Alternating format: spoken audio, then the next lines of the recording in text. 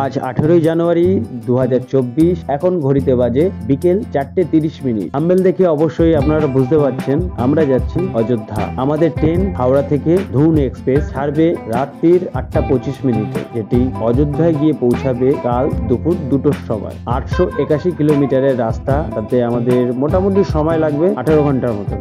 অযোধ্যা ধাম মানেই উত্তরপ্রদেশ, যার আয়তন 2,43,290 বর্গ কিলোমিটার। আয়তনের দিক থেকে ভারতের চতুর্থ বৃহত্তম রাজ্য এবং জনসংখ্যার দিক থেকে ভারতের বৃহত্তম রাজ্য, যার জনসংখ্যা 20 কোটিরও বেশি। তবে আজকে আমাদের ভিডিও শুধুমাত্র অযোধ্যা ধাম নিয়ে। উত্তরপ্রদেশ সম্বন্ধে নতুন একটি ভিডিও খুব তাড়াতাড়ি আপনাদের সামনে নিয়ে আসবে। ভিডিওটা আপনারা দেখতে থাকুন। ভালো লাগলে অবশ্যই লাইক, কমেন্ট, শেয়ার করবেন, আর খারাপ লাগলে এটাও কমেন্ট করে অবশ্যই জানাবেন। হাওড়া স্টেশনে পৌঁছাতেই দেখতে পেলাম সামনে ফুড প্লাজা। এখান থেকে একটু খাবার নিয়ে চলে গেলাম 8 নম্বর প্ল্যাটফর্মে। 8 নম্বর প্ল্যাটফর্মে আমাদের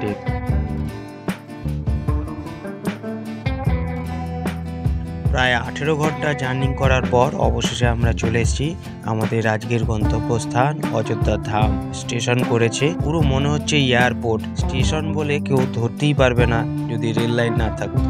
তবে আমরা যখন অযোধ্যা ধামে পৌঁছেছিলাম তখন দুপুর 2:30 থেকে 2:40 এরকম বাজে।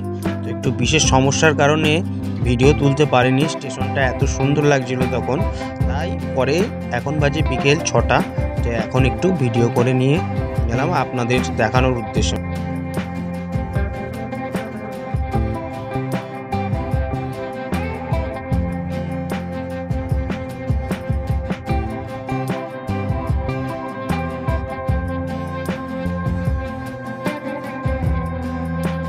এটি হচ্ছে অযোধ্যা ধামের মুখ্য দ্বার। অযোধ্যা ধাম কেবল বৈদিক সনাতন ধর্ম বা হিন্দু ধর্মের সবচেয়ে বৈশিষ্ট্য কেন্দ্র নয়, মানব জাতির চেতনার কেন্দ্রবিন্দু। এই অযোধ্যা ধাম মর্যাদা পুরুষোত্তম ভগবান শ্রী রামের জন্মস্থান। তবে এই স্থানে সমস্ত ধর্মের মানুষ একত্রিত হয়ে অপেক্ষা করছে 22 জানুয়ারির দিনটির জন্য।